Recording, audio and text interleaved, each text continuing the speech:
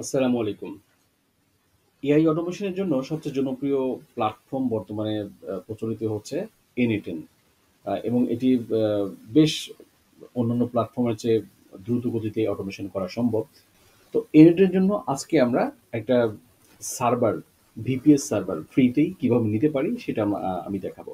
এনিটেন প্ল্যাটফর্মের সবচেয়ে বড় সুবিধা হচ্ছে আপনি ফ্রিতেই এনিটেন ব্যবহার করতে পারবেন। অন্যান্য প্ল্যাটফর্ম যেমন মেক.কম আপনি কিন্তু ফ্রিতে ১,০০০ কানেকশন পাবেন। বাট ১,০০০ কানেকশন দিয়ে খুব বেশি অটোমেশন করতে পারবেন না। কিন্তু আপনি আনলিমিটেড অটোমেশন করতে পারবেন আপনি যদি সেলফ হোস্টেড এনিটেন ব্যবহার করেন। সেক্ষেত্রে আপনাকে কোনো সার্ভার হয়তো কিনতে হবে। আপনি চাইলে আপনার ল্যাপটপ বা ডেস্কটপ পিসিতেও কিন্তু এনিটেন সার্ভার ইনস্টল করতে পারেন। তো চলুন আজকে আমরা একটা ভিপিএস নিব ফ্রিতে।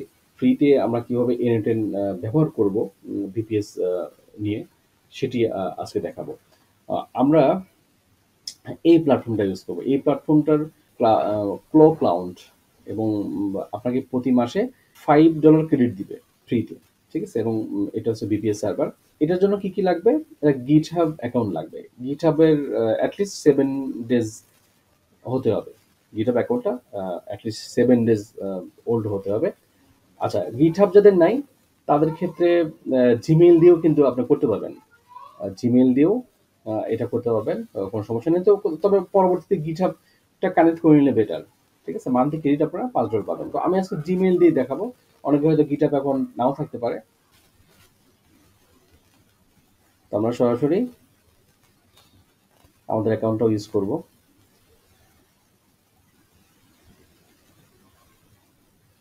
আমার সার্ভারটা কোন রিজনে থাকবে? তো আমি এখানে আমাদের এখানে সিঙ্গাপুর, ইউএস ইস্ট। তো আমাদের কাছাকাছি রিজন যেটা সিঙ্গাপুরে আমরা সিলেক্ট করি।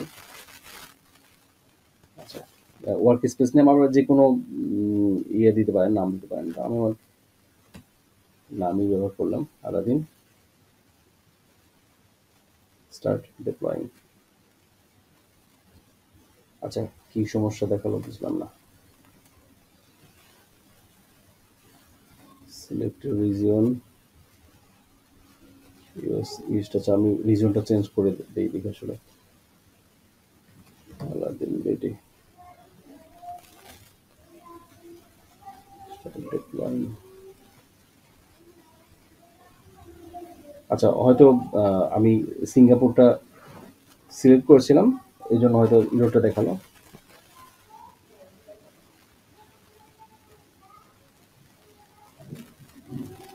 আচ্ছা, স্কিপ ড্যাশবোর্ড। তো আমাদের ভিপিএস সার্ভার রেডি আমাদের পরবর্তী কার্যক্রমের জন্য। তো দেখুন এখানে আপনি প্রতি মাসে $5 করে পাবেন।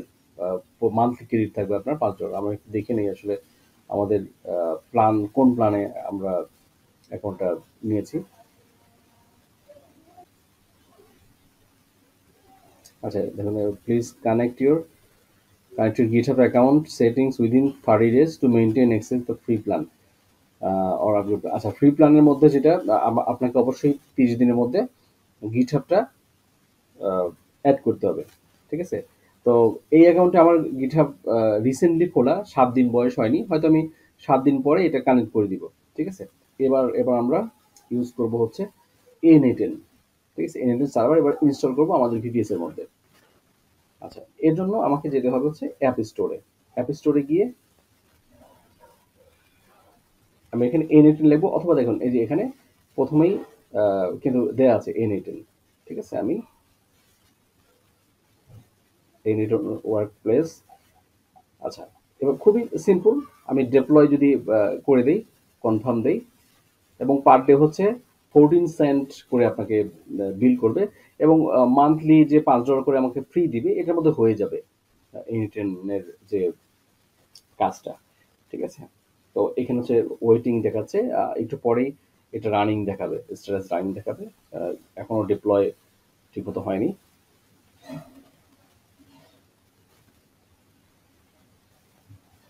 তো আমরা একটু রিফ্রেশ দিই অ্যাকাউন্টে।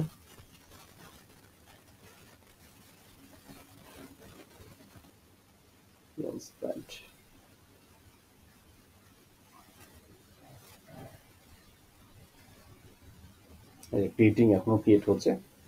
অ্যাপ্লিকেশন কি, কি আছে এখানে, আপনি কি, কি অ্যাপ্লিকেশন এখানে লঞ্চ করেছেন এটা থাকবে হচ্ছে অ্যাপ লঞ্চ প্যাডে। ঠিক আছে? এবং ডেটাবেস আপনি যদি এটা হচ্ছে আনম্যানেজড একটা ভিপিএস হোস্টিং, এবং আনম্যানেজড ভিপিএস হোস্টিং কিভাবে আপনার ম্যানেজ করবেন পরবর্তীতে হয়তো আমি অন্য কোনো টিউটোরিয়াল নিয়ে আসবো এই বিষয়ে। তো এখন আমরা N10টাই দেখবো শুধু।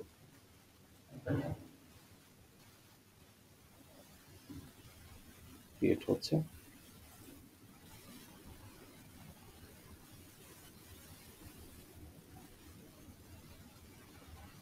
Waiting, creating.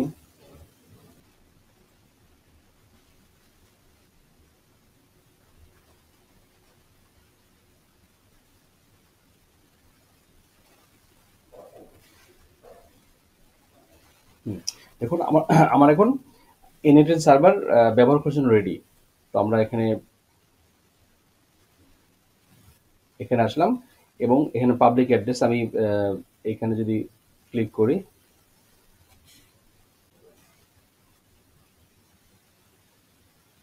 আচ্ছা, এবার আমরা এটাকে সেট আপ করার জন্য ইমেলটা দিয়ে নিই এখানে।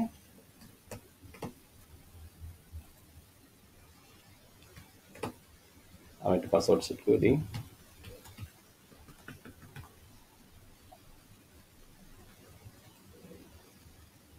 আচ্ছা, এটা না দিলেও হবে, সমস্যা নেই।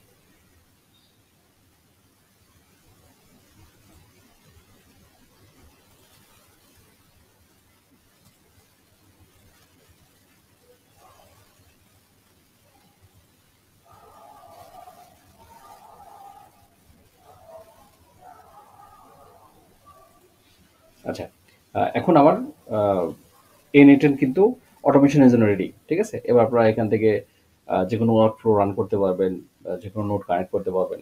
ঠিক আছে?